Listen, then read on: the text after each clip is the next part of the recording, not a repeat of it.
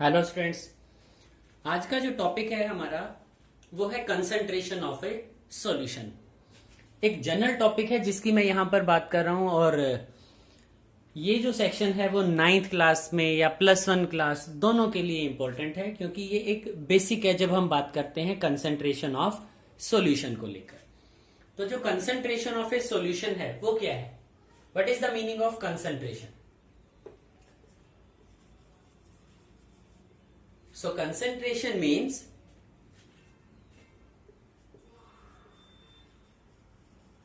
the amount of solute present in a given amount of solvent or solution। तो बड़े ध्यान से देखना कि कंसंट्रेशन क्या है। कंसंट्रेशन हमने कहा कि कंसंट्रेशन जो है it is amount of solute. Solute वो है जो लेस अमाउंट में प्रेजेंट होता है हमारे पास, ठीक है, लेस परसेंटेज है जिसका हमारे पास, that is known as solute.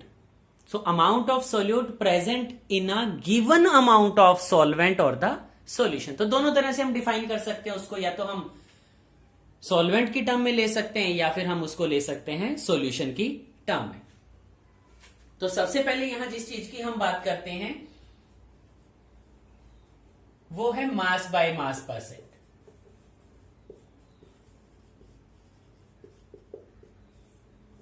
ठीक है, हम मास बाय मास परसेंट की यहां पर बात करते हैं। तो मास बाय मास परसेंट क्या है?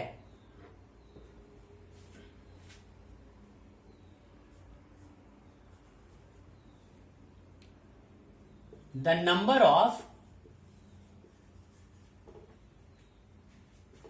पार्ट्स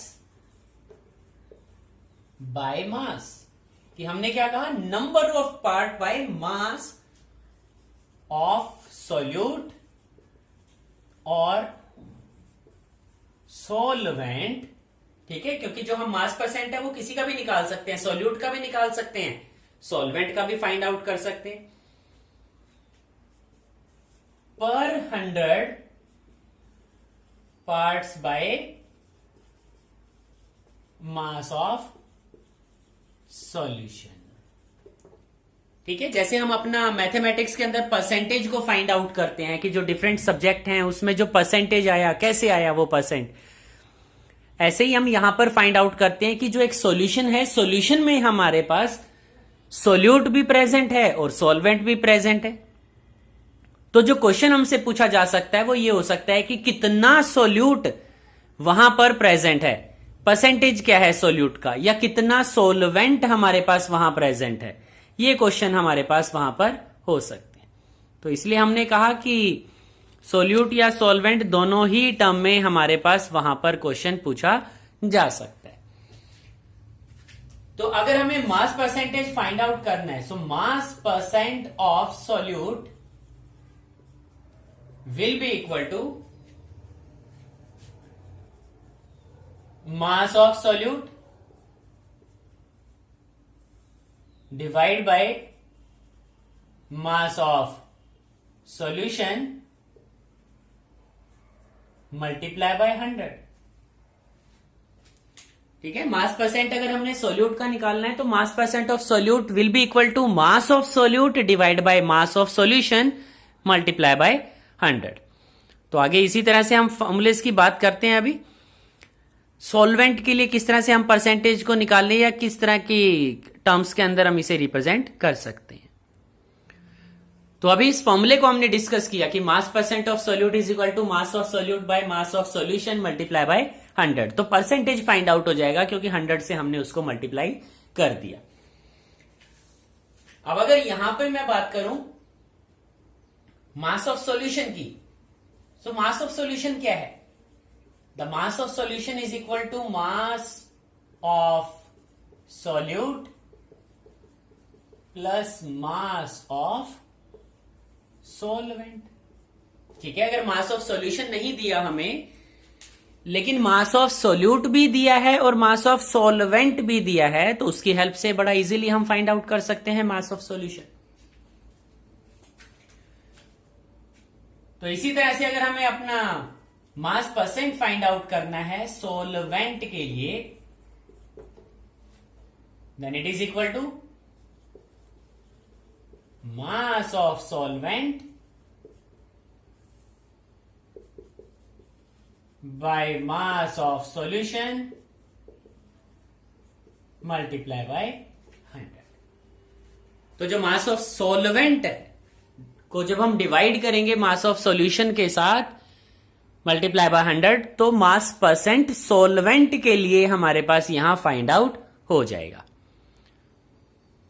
तो कुछ प्रॉब्लम्स यहां पर ले लेते हैं, कुछ न्यूमेरिकल की हेल्प से हम बात करते हैं किस तरह से हम परसेंटेज को यहां पर फाइंड आउट कर रहे हैं।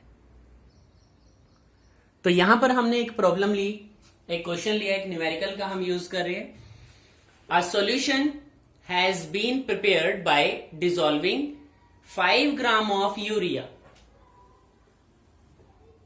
in 95 gram of water. What is the mass percent of the urea in the solution?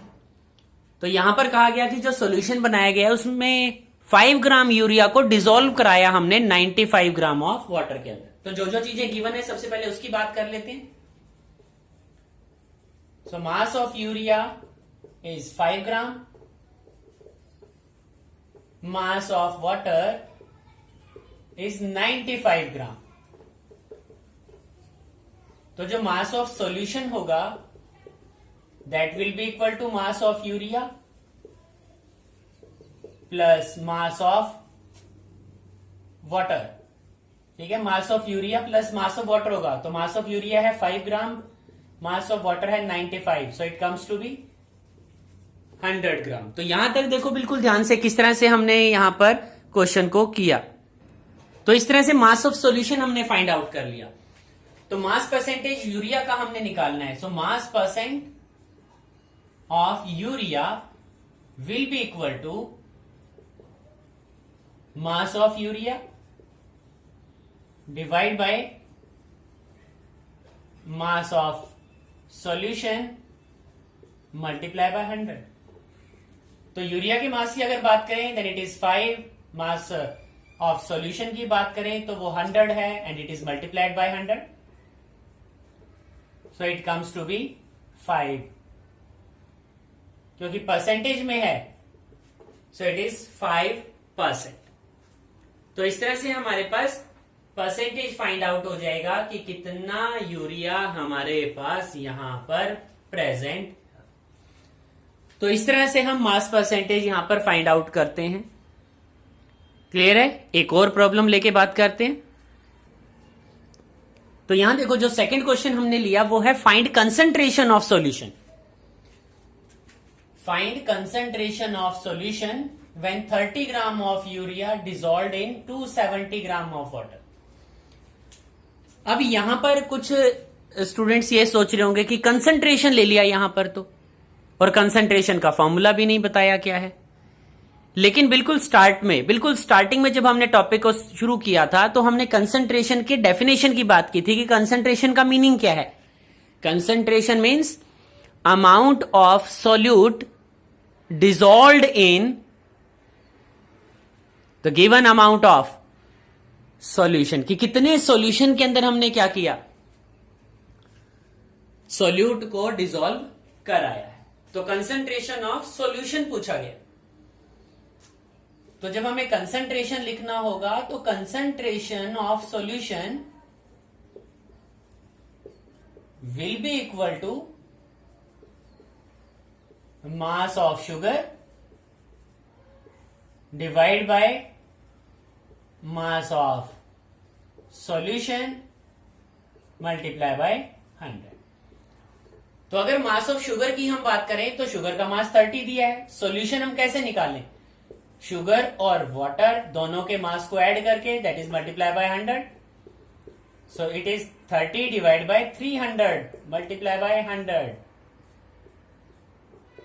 So it comes to be 10। अब कंसंट्रेशन की बात है, ये कंसंट्रेशन कितना है, तो कंसंट्रेशन परसेंटेज में ही आती है।